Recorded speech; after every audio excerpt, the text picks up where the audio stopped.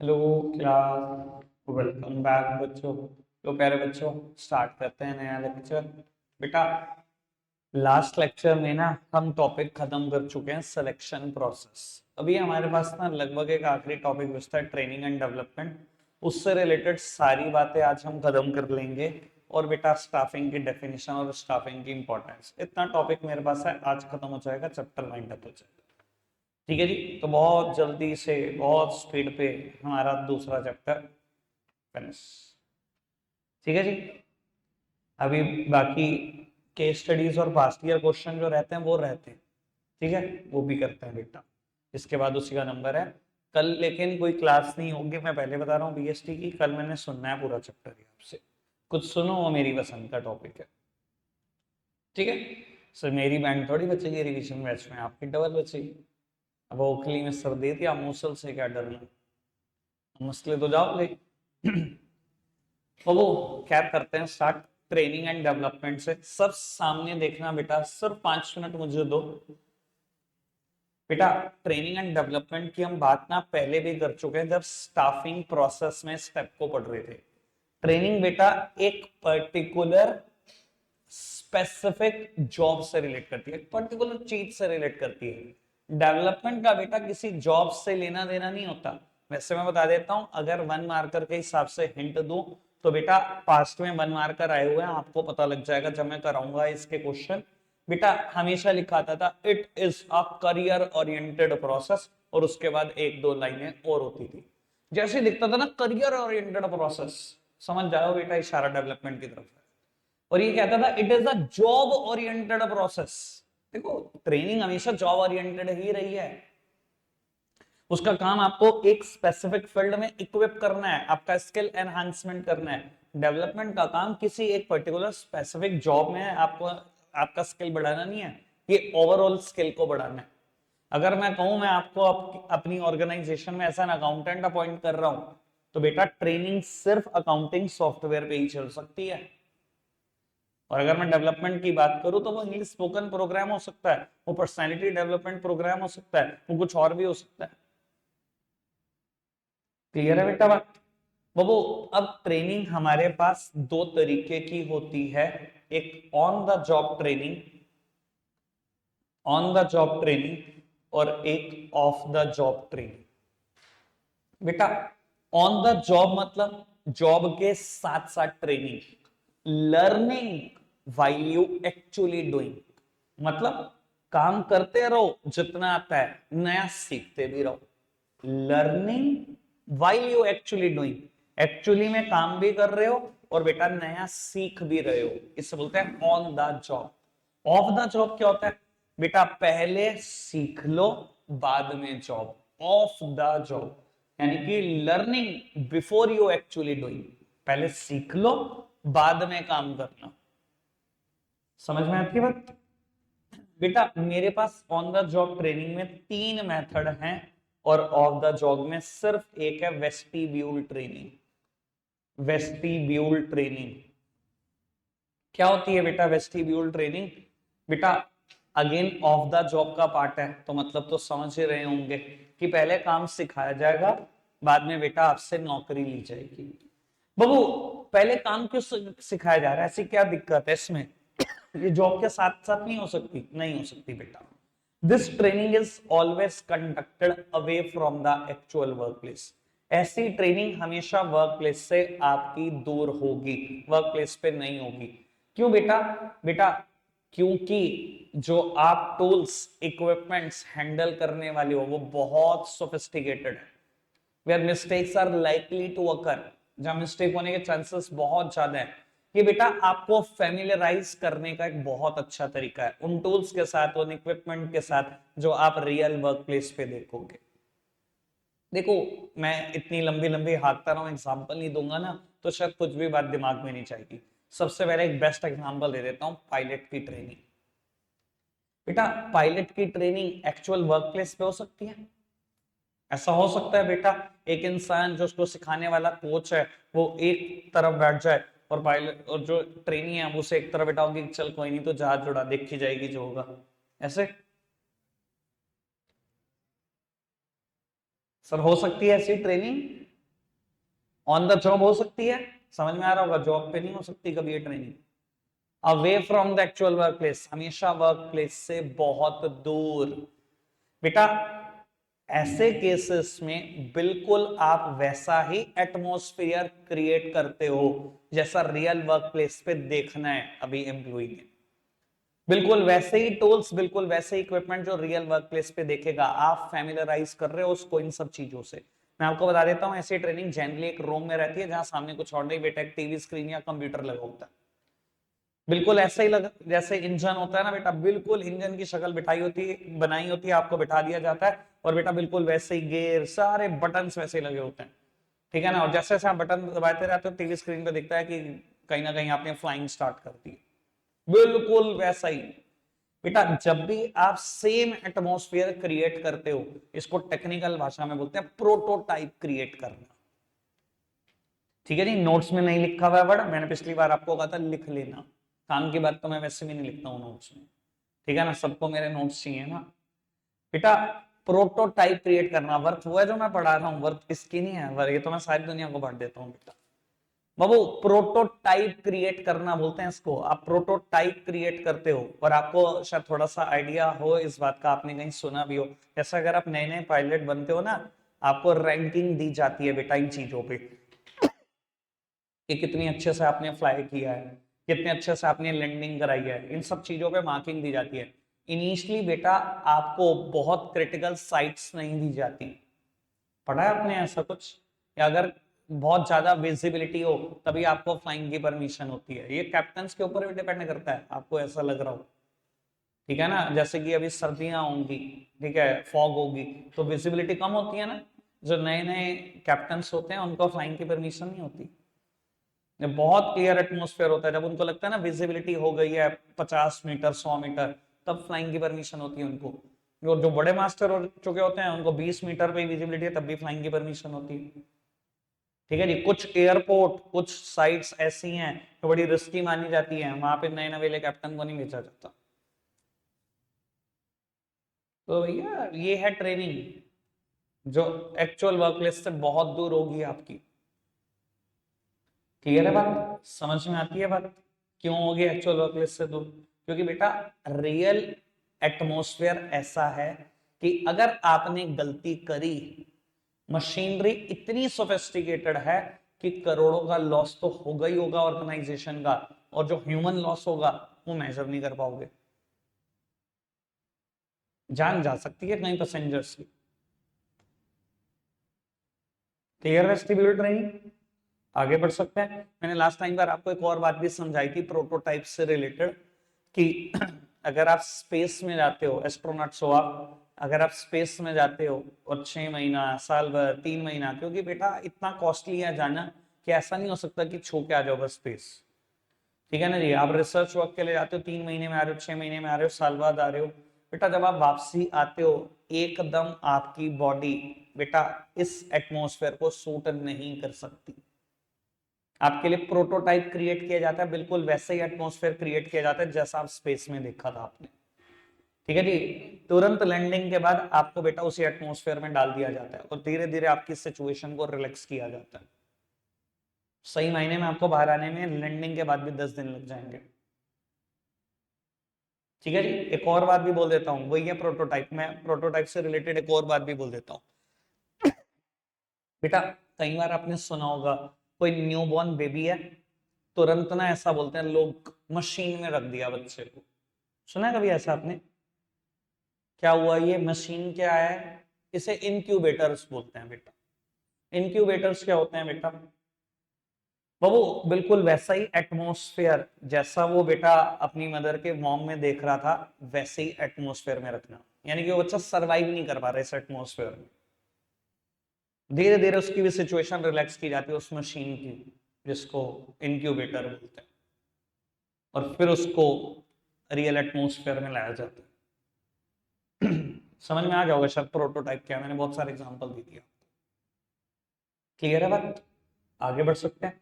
बेटा अब हम ऑन द जॉब ट्रेनिंग पर वापसी कर रहे हैं। ऑन द जॉब ट्रेनिंग मतलब जॉब के साथ साथ training, learning while you actually doing. बेटा इसमें 3 तरीके की ट्रेनिंग है। सबसे थर्ड नंबर पर सबसे आसान इंडक्शन ट्रेनिंग। मैं ऑल्दो बात कर चुका हूं इसकी, जब मैंने इंटरनल सोर्सेज ऑफ रिक्रूटमेंट कराए थे तो थर्ड स्टेप था नो नीड ऑफ ट्रेनिंग। मैंने कहा था हेडिंग सही कर लो, no need of induction training. Induction training simply means orientation. पता है ना ओरिएंटेशन क्या है? फैमिलियर करना, ठीक है ना बाबू। सारा matter cut copy paste same है। अब मैं इसके बारे में और चर्चा करना नहीं चाहता, मेरे पास और अभी बहुत सारा मुद्दा है आज के लिए। बढ़े आगे बेटा। Second heading is internship. बहुत काम की बात। मेरे को ना पता नहीं क्यों पर्सनली लगता है ट्रेनिंग से अगर क्वेश्चन नहीं आएगा ना तो समझ लेना वो बोर्ड का पेपर नहीं है।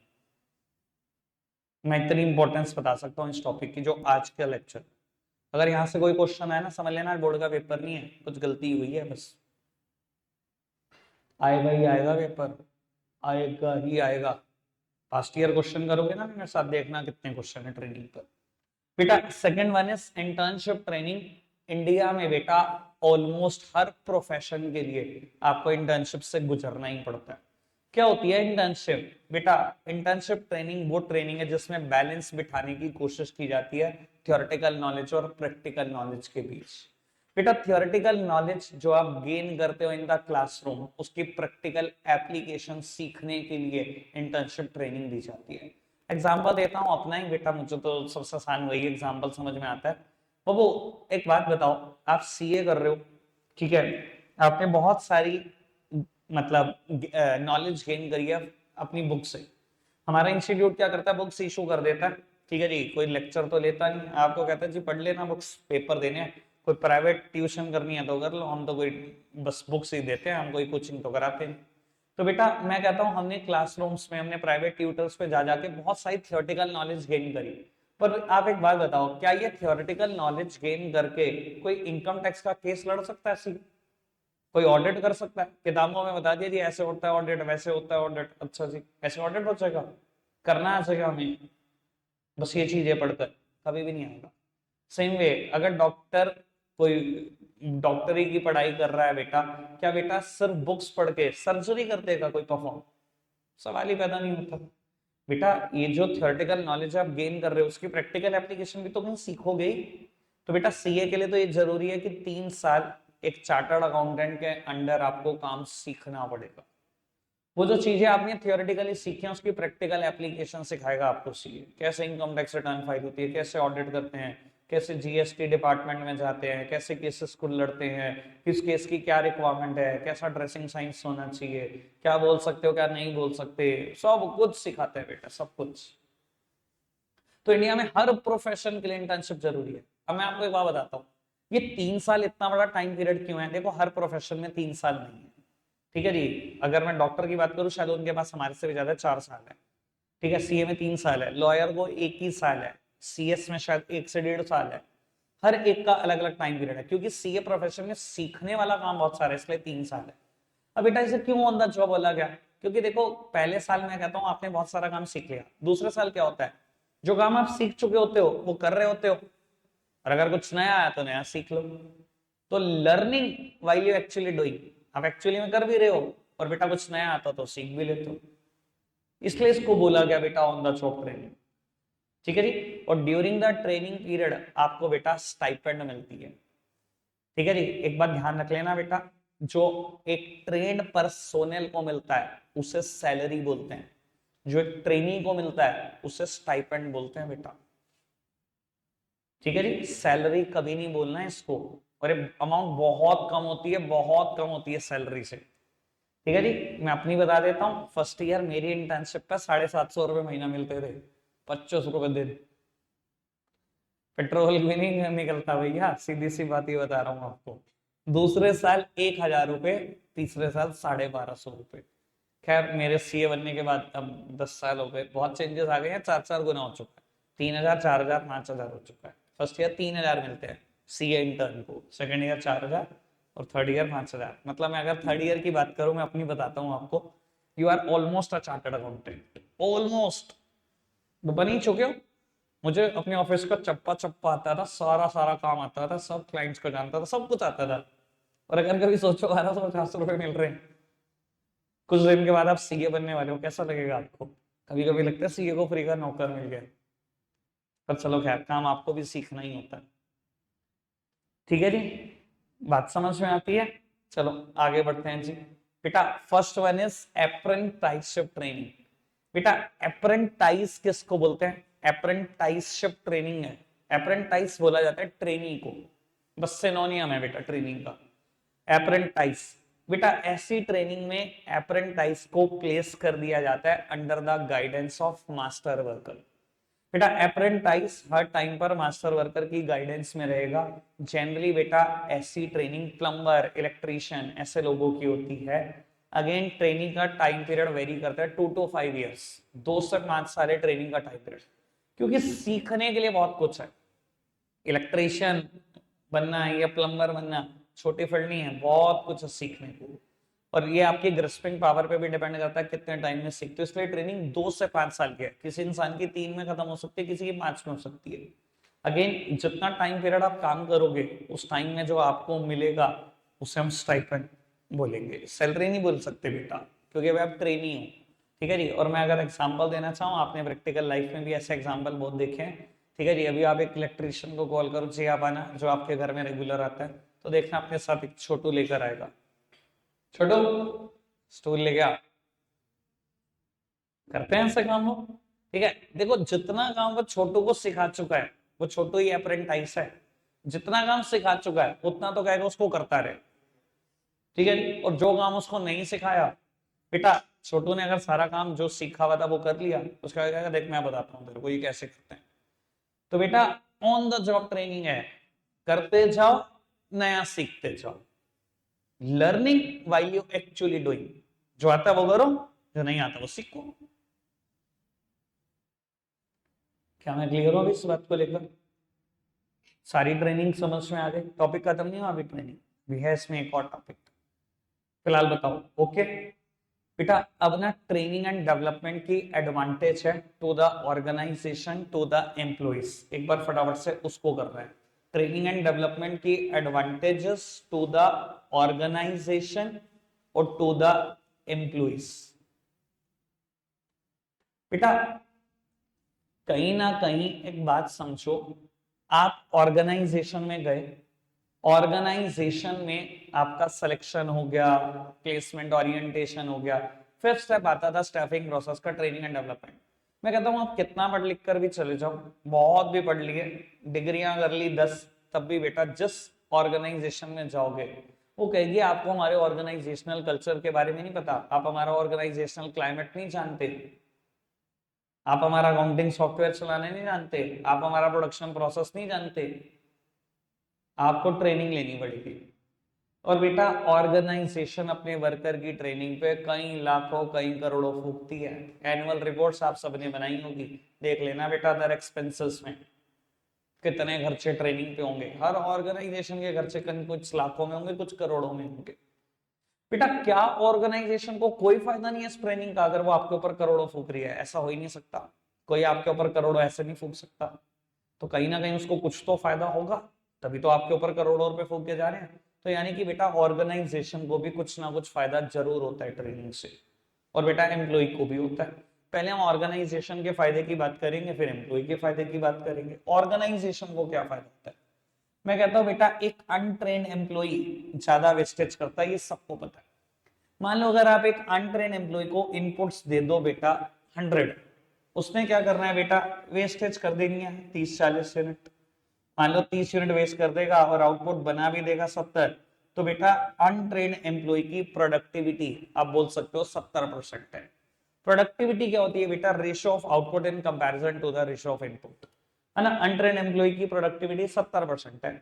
और बेटा अगर मैं इसकी ट्रेनिंग डेवलपमेंट में खर्च कर दूं पैसे, तो बेटा अगर मैं इसको अब 100 इनपुट दूं तो ये 7-8 ऐसे वेस्ट करता है, और आउटपुट बताता है 93। देखो 100% आउटपुट बनना है ये तो खैर मैं मानता नहीं पॉसिबल, कुछ ना कुछ वेस्टेज जरूर हो जाती है, हर एम्प्लॉय से हो जाती है। बेटा इसकी प्रोडक्टिविटी बढ़कर 93% होगी। अब मैं आपको बताऊं यहीं से 4 पॉइंट बना देते हैं लोग तो, पर मैं इतने नहीं एक्सपेक्ट करता आपसे, 2-3 पॉइंट यहां से बना देना। बेटा ट्रेनिंग का पहला फायदा ऑर्गेनाइजेशन को, वेस्टेज कम होती है, इनडायरेक्टली प्रोडक्शन बढ़ता है, सेल्स बढ़ती है, प्रॉफिट बढ़ता है। प्रोडक्शन बढ़ेगा, सेल नहीं बढ़ेगी। पहले 70 यूनिट बेच रहे थे, अब 93 बेच रहे हो। प्रॉफिट नहीं बढ़ेगा, पहले 70 यूनिट का प्रॉफिट मिलता था, अब 93 का मिलता है। तो 4 पॉइंट बन जाते हैं इससे, वेस्टेज कम होना, प्रोडक्शन बढ़ना, सेल्स बढ़ना, प्रॉफिट बढ़ना। इनको 2 पॉइंट में चिपका देना। कोई दिक्कत, कोई परेशानी तो नहीं बेटा। एक और पॉइंट यहां से बना सकते हो, training equips the future manager. Training आपको फ्यूचर के लिए मैनेजर तैयार कर रही है। ऐसा क्या? एग्जांपल से समझ लेते हैं। बेटा आपने ना एक मशीनरी इंपोर्ट करी है फ्रॉम जापान, ठीक है जी, और ट्रेनिंग देने के लिए ना वहां से ही ऑफिशियल आए। आज 1000 एम्प्लॉय ट्रेनिंग दे रहे हैं बेटा उस मशीनरी पर।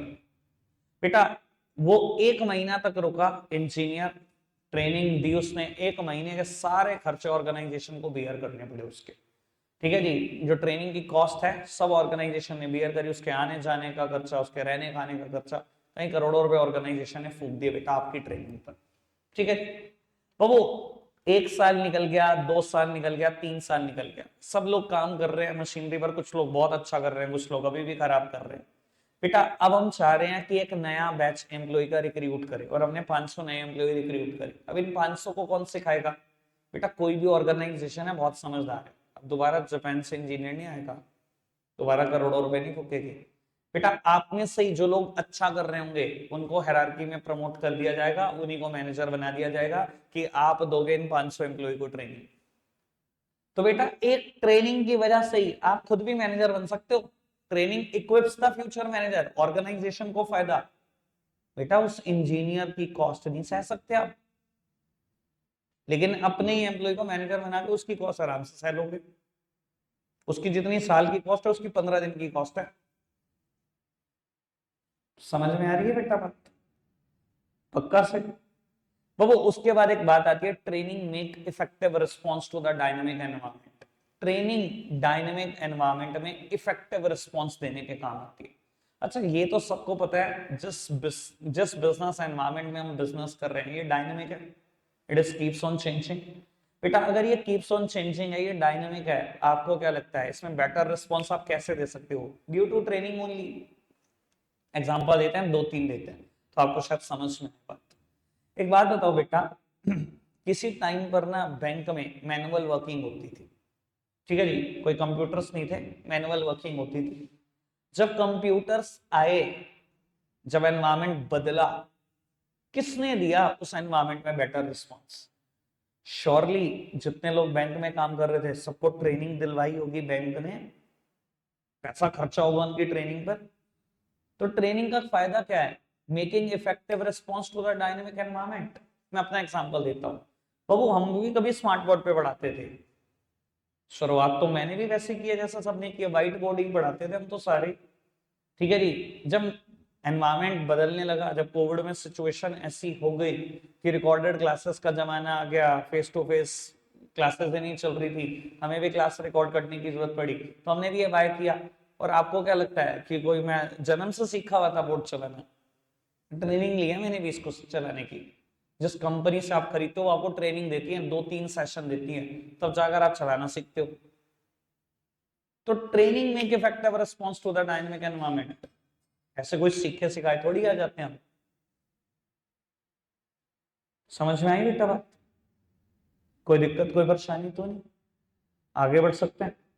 बेटा मैंने लगभग सारी बात कर दी, ट्रेनिंग के जो जो फायदे ऑर्गेनाइजेशन को हो सकते थे। अब बेटा एम्प्लॉइज को क्या फायदा हो सकता है ट्रेनिंग का?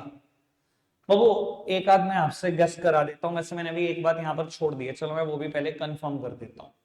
बेटा ट्रेनिंग कहीं ना कहीं एम्प्लॉय का मोरल बूस्ट अप करती है, एब्सेंटिज्म को कम करती है, और लेबर टर्नओवर को भी कम करती है। ये बात मैं हमेशा ऐसे समझाता हूँ बेटा। एक बात समझो, मान लो बाबू आपका क्लास में एक टीचर पढ़ा रहा है कोई particular subject dash and dash, और बेटा पढ़ाते नहीं, एक आध टॉपिक करा, चलो जी 10 होमवर्क, 2-3 कराए 10 होमवर्क, और बेटा आपको कह दिया एक दिन की टेस्ट है जी। अगर बेटा डायरेक्टली टेस्ट लिया जाए और पढ़ाया ना जाए, क्या करेंगे बच्चे? वही करेंगे जैसे आप करते हो, छुट्टी, इजंट एज अ दिन छुट्टी। बेटा सेम काम ऑर्गेनाइजेशन में भी होता है। अगर हम बिना सिखाए कहेंगे तेरी को तो हम चेक करेंगे तू मशीन को कितना अच्छा चलाता है, वो छुट्टी करेगा, लोग जॉब छोड़ छोड़ कर ही जाएंगे।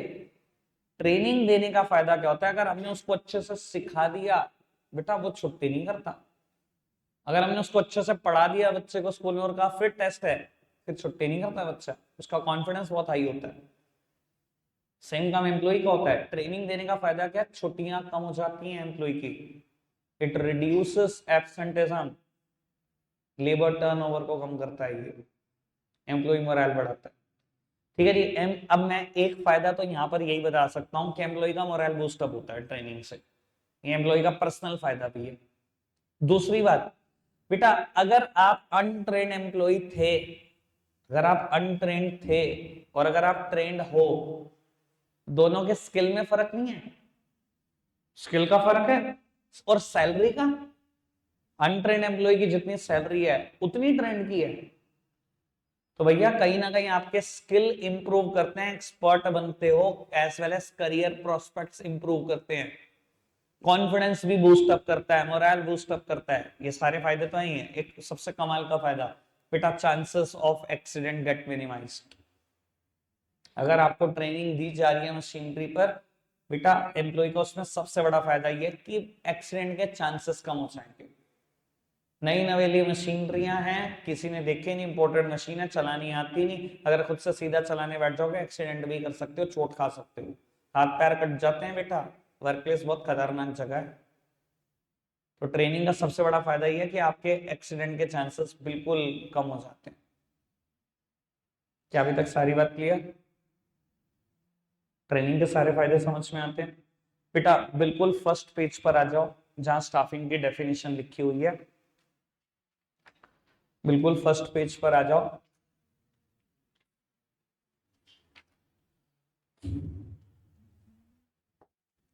बेटा स्टाफिंग की डेफिनेशन अगर समझनी है ना तो प्रोसेस को बिल्कुल दिमाग में रखो। कहता है staffing function pertains to the, staffing function pertains to the recruitment, selection, development, training and compensation of subordinate management। बेटा कहता है staffing function pertains to the, pertains to का मतलब होता है deals with, staffing function deal करता है किन चीजों के साथ, कहता है रिक्रूटमेंट के साथ, सिलेक्शन के साथ, अब यहां बह मत जाना, बहुत सारे लोग बह जाते हैं, ट्रेनिंग के साथ, डेवलपमेंट के साथ, लोग ऐसा लिखते हैं। भैया जिस ऑथर ने डेफिनेशन दी ना उसने पहले डेवलपमेंट लिखा और आपकी और मेरी इतनी मचालनी कि उसके वर्ड चेंज कर दें। ठीक है जी, तो उसने डेवलपमेंट लिखा, मैं डेवलपमेंट लिखूंगा पेपर में, नंबर लेना तो मुझे। तो स्टाफिंग फंक्शन डील करता है रिक्रूटमेंट के साथ, सिलेक्शन के साथ, डेवलपमेंट के साथ, ट्रेनिंग के साथ और कंपनसेशन के साथ ऑफ सबऑर्डिनेट मैनेजमेंट, मतलब नए एम्प्लॉय की। ठीक है, अब बताओ मुझे क्या पांचों में से कुछ बताना है क्या? तभी तो सबसे लास्ट में कराता हूँ डेफिनेशन, पहले दिन डेफिनेशन शुरू करो, पहले 5 चीजों का इंट्रोडक्शन तो तुम क्लियर है क्या बात? बढ़े आगे बेटा। उसके बाद में टॉपिक है इंपॉर्टेंस ऑफ स्टाफिंग, ऑल्दो लिखा सब कुछ है मैंने, एक इंपॉर्टेंस का मैं आपसे जिक्र करता हूं जिसमें सबसे ज्यादा बच्चों को कंफ्यूजन होती है, शायद फोर्थ होगी, अवॉइड ओवर मैनिंग, फोर्थ है ना बेटा? फोर्थ नंबर पर नोट्स में लिखी हुई है कि इंपॉर्टेंस अवॉइड ओवर मैनिंग। बेटा कहीं ना कहीं स्टाफिंग की वजह से ना आप ज्यादा स्टाफ रखने से बच जाते हो, ओवर मैनिंग से बच जाते हो। देखो स्टाफिंग में ही हम फर्स्ट स्टेप पढ़ते हैं एस्टिमेटिंग मैन पावर रिक्वायरमेंट, जहां हम अच्छे से एस्टिमेट कर लेते हैं कितने नंबर ऑफ एम्प्लॉय चाहिए, कितना किस टाइप का चाहिए, और नंबर ऑफ एम्प्लॉय के लिए भी हम दो अच्छे से एनालिसिस परफॉर्म कर लेते हैं, वर्कलोड और वर्कफोर्स एनालिसिस। अच्छा अगर हम इतना कुछ कर रहे हैं कैसे हमारे पास फालतू स्टाफ आ जाएगा? और यही सोचो स्टाफिंग ना हो तो, किसी भी चीज की इंपॉर्टेंस सोचनी हो ना पहले ये सोच के देखो, अगर वो जिंदगी में ना हो तो क्या हो, तो समझ में आए इंपॉर्टेंस क्या। तो यही स्टाफिंग कहलाता है बेटा। अगर मैं सोचूं स्टाफिंग ना होता तो हमेशा ओवर मैनिंग ही होती, कभी ढंग से एस्टिमेट ही ना करना आता होता कि मेरे को ऑब्जेक्टिव अचीव करने के लिए कितने लोग चाहिए। ये है अवॉइड ओवर मैनिंग। ठीक है, पेपर में आने वाला सबसे ज्यादा रिपीट होने वाली चीज इंपॉर्टेंस में से। ठीक है, बाकी इंपॉर्टेंस आप खुद पढ़ेंगे, चैप्टर मेरी तरफ से खत्म है, रखते हैं आज के लिए इतना ही है, बाय बाय।